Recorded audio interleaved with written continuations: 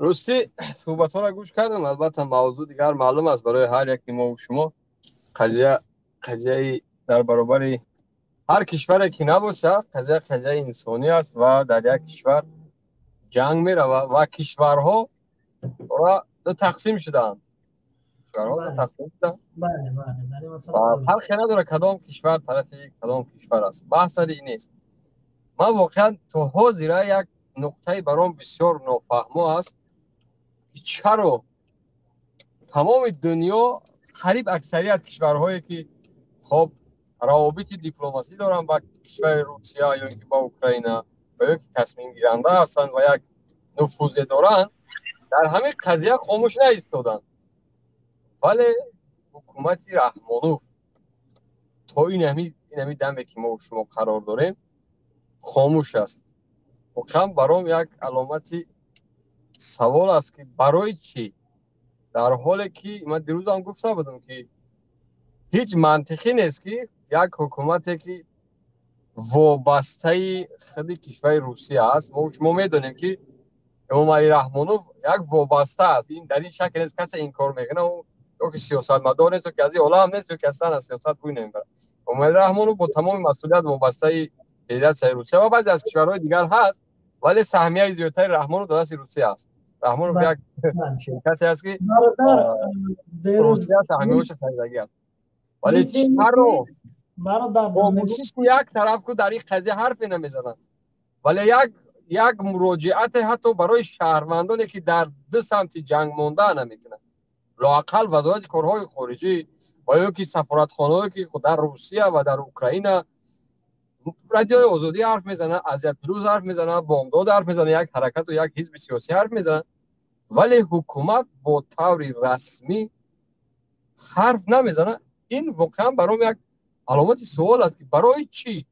ولی از خدا جنگ رفته ایستاده است، دنیا تصمیم گرفته ایستاده است، مردم نمیره در اونجا تیر و توپ و خصوصا رحمانوف که حتی یک گربه نمیدونم مراکنی اگر از دنیا گذره و یا یک گاوی هلندی شیرش کم شوه و یا یک میمون در هندوستان اگر زیر چرخ کدام ماشین مونه، خب خدمات مطبوعاتی رحمانوف و تیمی که آماده کرده است در گید اطرافش قلمش تیز کردگی آماده همدردی جناب پرزیدنت. ما خیلی ناراحت شدیم میمون شما درگذشت یا که ماهی شما از آب بیرون شد و یا که کدام شما را کسری کرانتین کرونا ویروس از دنیا در بود. رحمانوف زود حرف میزنن، ولی چرا که روسیه که ما شما میدونیم که رحمانوف به اجازت یک قدم اگر بزنه سانکسیون اعلان میشود، قهرش کندگی است، در این مسئله خاموش است. و در مسئله شهروندان که من نوار امروز دیدم، یک شهروند تاجیکستان در اوکراین وقتی که داخل میخواه اپتیک برای کدام دعوای گرفتن کدام داروی گرفتن زیر تیر قرار میگیره، حتی 5 تیر در ماشینش میزنن، خدای خرید یک تیر میبیاد در نزش در همین لبه های پیش ماشینش میزنن. یعنی ببینید که الگه یک حالت خیلی وضبین است در اون منطقه، در مرکز در پایتخت که ما دیپلمات ها داریم، ما دانشجوها داریم، ما مهاجرا داریم. خب کسایی که از سیاست در بزن از رحمانوف دفاع نمیکنه، خب وره که دیگر میگذاریم. ما خب رحمانوف از اونها هیچگاه دفاع نمیکنه. نو لااقل شهروندایی که رحمانوف تعریف میکنن، خصوصا در روسیه که میلیون های ما است و در اون هیچ شکی نیست که شاید خب فردا اعلان شود که فرقی ندارد تو کرغیز هستی، روس هستی، ارمنیان هستی، کسی هستی، سلاح در دست کنه در مقابل اوکراین بجنگ، در حالی که بزرگترین سانکسیون ها، بزرگترین تصمیم ها را علیه کشورهای ابرقدرت، کسایی که تصمیم میگیرن در مقابل روسیه گرفتن. حتی میلیاردها دلار ضرر اقتصادی گرفت، حتی خط‌سیرهای هوایی پرواز منع کرد، حتی بعضی شرکت ها، حتی فیسبوک، حتی توییتر، حتی نمیدونم اینستاگرام نیز فعالیتش خیلی محدود شده است و خلاص یک فضای خیلی وضبین است و یک انسانی که وابسته است یا که در خودی در کشورهایی که قبلا ما گویا یک برادر بودیم، کشورهای زمان شوروی بودیم، چرا در این قضیه رحمانوف و تیمی آماده کردهش جنرال هایی که شهروندی روسیه دارن خاموش است؟ واقعا برام یک علامت سوال است. من نمیدونم برای چی. اگر روسیه را گپ بزنه میلیون ها دلار شاید در اروپا زمرات شود خواب شود، اگر اوکراین گپ زنه، شاید روسیه فردا هواپیمای سامانه را پر از مهاجر بکنه روان بکنه. همین از سببش از این زیاد چی شده میتونه؟ از این زیاد چی شده میتونه؟ کامپیوتر ندارین که یک مقاله چاپ کنین یا که روچکتون خطون تمام شده است. چی مشکلی دارین شما که برای مهاجرای خودتون گپ نمیزنید، برای فرزندان این وطن گپ نمیزنید؟ دعوا میکنید که پیشوای معظم ملت، پیشوای تاجیکان دنیا، اساسگزار صلح و وحدت، خاک تو سرت. چرا هزار تا چرا است که در یک قضیه خیلی مهمه که دنیا دو تقسیم شده داره گپ میزنن. هیچ یک سیاستمداری عاقل، هیچ یک راهبری که هست، حتی قزاقستان، قرقیزستان، خب آذربایجان، خب ارمنستان، زیاد کشورها یک کار کردن، یک کسی اعتراض کرد، یک کسی دستگیری کرد، یک کسی ما با شماییم. ولی رحمانوف همون زیرکی سیاسی را استفاده بود است. به گفته خودش صبر میوست، شدین است، گفته صبر کرده است. خاموشی که اصلا از یک دیوار بزن صدا میبرو از رحمانوف و مقاماتش نه. اوی عزیزان، او زندگی دوام داره، اینقدر خاموشی رعایت نکنین. شما باید زندگی کنین آینده، شما دولت داری کنین آینده. از چی ترسیدین؟ کر و گنگ شل شدین؟ از چی؟ طبیعی است که خب جنگ، طبیعی است که خسارات میاره، طبیعی است جنگ ضرر اقتصادی میاره، این چیز ما و شما معلوم است. و طبیعی است که به تاثیر نیست کشوری ما بعد از اون خسارات بزرگ فدراسیون روسیه میبینه، به تاثیر نمیمونه. ولی اگر نظری من امام رحمانوف یک انسان، یک راهبری وابسته نمیشد، یک وابسته فدراسیون روسیه نمیشد و ترس نمیداشت در همین قضیه، اگر که احمق آدم است که میگه که اوکراین یک کشوری گناهکار است، اوکراین فقط احمق سیاستمدار در همین جا قضیه انسانی را کنار میگذاشت. ولی اگر رحمانوف چون وابسته است و دو تا همون گزینه‌ای که روی دست داره، هر دوش پروبلمی بزرگ میاره برای هر دوش همین شتق در دهنش که میزنه. خب سکوت درآمدی رازیگی میگه، نمیدونه چیکار بکنه. همین مردک خوب نداره، واقعا متخصص خوب نداره. واقعا روسیه هم که دیگه وابسته این مشکلات ها از دیگه اول قدر نظرش بالای رحمانوف نمیگیره. وگرنه خدای نکرده اگر گویا که خب ما در مردم اوکراین هم شریک هستیم، اینجا فدراسیون روسیه خب حقوق بین الملل، حقوق انسان را پایمال کرد. خدای نکرده اگر همین حرفی را بگه، تو خدا که ما فکر میکنم که همین رحمانوف دیگر هم آخران همون روزهای است که نفس میگیره. ما در شک ندارم که عین حال جلسه های مخفیشون، نشست هاشون ما چیکار بکنیم الکی خیلی قضیه مهم است. الکی 100 میلیارد دلار ضرر دیده که از فدراسیون روسیه در این مسئله و آینده اگر این جنگ یک هفته یک ماه دیگه دوام بکنه، تصور کنید حتی فرزندان اون مردم روس در اونجا 5-6 هزار از دنیا گذشتند. این یک تعداد کم نیست که تو همدردی بیان نکنی. یک کاری شوخی نیست، یک تعداد 10 نفر و یک نفر نیست. و یا که یورانیوزه که میگه تماشا میکردیم، منیجر او نمیدونم پروینه و تخنه را چرا تماشا نمیکنید که هر روز گپ میزنن در اینجا تجاوز روسیه بالای اوکراین؟ چرا تماشا نمیکنید در این روز؟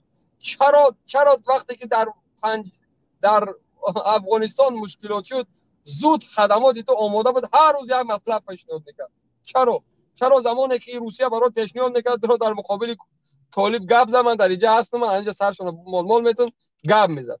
ولی حاضر یک خاموشی خیلی حرفه‌ای را، خیلی یک خاموشی خوب انتخاب کرده است که گویا که دنیا در هیچ گپی نیست. خب اینا یک بازی‌های خورده هستن، فلان و بهمدان هستن. نه اصلا جنگ است. جنگ داره دو کشور زده است. ما دیدیم تیر پرانی است، راکت ها جنگیدن، تانک ها را پاره کردن و کشورها تصمیم گرفتن، پوزیشنشون رو معین کردن.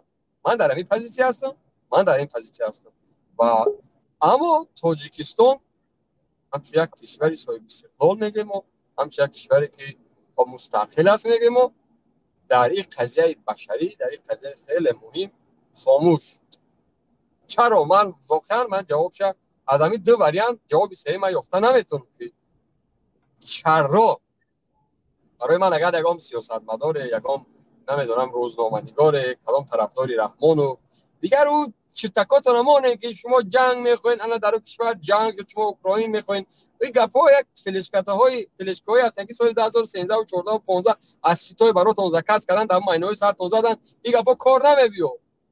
گپ یک نکته خیلی این مسئله بسیار مهم است، باید بالا این ما گپ زنیم. چرا رحمانوف در دو جبهه خاموش است؟ خب زواخر از روسیه باید دفاع میکرد به خاطر آینده تصمیم گرفتن فرزند، به خاطر آینده رحمان رستم بالای قدرت ماندن باید فکر روسیه را میگیره، باید نظر سمت روسیه نظر میکرد. گرچه من واقعا همچه یک انسان، همچه یک شهروند زید هستم که اگر جمهوری ما، کشوری ما، رهبریت ما در همین مصیبتی که آمده است، در همین تجاوزی که بالای مردم اوکراین کرده است، باز هم رو میاره بالای قدرت روسیه. من واقعا میگم اینا خائنن یا ابلهن یا آبروی ملت، آبروی جامعه را در عرصه بین‌المللی پس کردن. ولی لااقل خدا را شکر که گرچه خاموشن در همین دو جبهه خاموشن، گرچه که خب این سیاست نیست، این منطقی نیست، ولی باز هم خاموشی را رعایت کردن خیلی خوب است از یک سمت، چون به سبب یا چون فهمیش ندارن، دیدگاه ندارن.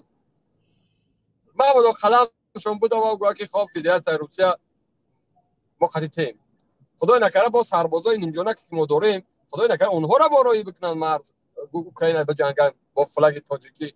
یک ببین که چقدر کسایی که چیز میگن زلاج میگن ابران گاب میزنن نشانشون بسیار یک تاکتیک خوب و بسیار واقعا مردم اوکراین نشان داده ایستاده است که اونها را نمیکشن، وگرنه اگر همین برعکس حال باشه میدونید چقدر اوکراین شاید کشته میشه. اما ببین میخپن روی دوربین میارن گپ میزنه، حتی بعضیش در هسپتال ها در بیمارخانه ها خواب است. خیلی مردمی به فرهنگ مختلف، خیلی مردمی که با فهمیش دیدگاهشون وسیع‌تر بود است که کسی که در مقابلش تنگ گرفته اومده جنگ دست سیاست استفاده بودن، تاکتیک خوب استفاده بودن، کامرا رو روشن میکرد میگن بگو سلام اوکراین. خوش به حال این مردم وطن دوست، خوش به حال اینکه مردمی که امروز درباری رهبریت جمع شد، امروز آمد هر مش فرقی ندارد، فوتبالیست است، ورزشکار است، روشنفکر است، کسی هست نیست امروز درباری مردمش ایستاد شده است. در ما چی؟ مدام بالای بدخشان تیر کشیدن، مردم ما چی کار کرد؟ مدام رحمانوف رفت مردم بدخشان کشت، ورزشکارای ما رحمانوف ما با تیم، فوتبالیستای ما رحمانوف ما با تیم، ورزش سیاستمدارای ما رحمانوف ما با تیم. دیگر غیر از این چیکار را انجام دادن؟ هیچ چیز. ولی مردم اوکراین بار دیگر اثبات کرد که وطن دوستی این غارت کردن وطن نیست، وطن دوستی از خود گذشتن است. وطن دوستی این نیست که پرچم بلند کردم، نه، وطن دوستی در صف ایستاده جنگ کردن به خاطر وطن، به خاطر آبروی وطن، به خاطر دفاع پارچه های وطن ایستاد شدن، مبارزه کردن است. وگرنه ما هم زمانی بود که پارچه های زمین ما از دست دادیم، ما هم زمانی بود. ولی فرق میکنه چون رهبریت و حکومت اوکراین خودش در خط نبرد ایستاده جنگ است به خاطر پارچه های وطن. از ما برعکس، چون رهبریت حکومت ما پارچه زمین میفروشه و مردم ما متاسفانه نمیتونه که از او پارچه ها دفاع کنه. این بود نقطه هایی که من خواستم ذکر کنم. و اگر کسایی هستن واقعا به همین سوال های من جواب دارن، من خواهش میکنم برادران، من گوش داد میکنم جوابم بدین که چرا خاموش است، رحمانوف چرا خاموش است. سلامت باشین برادر.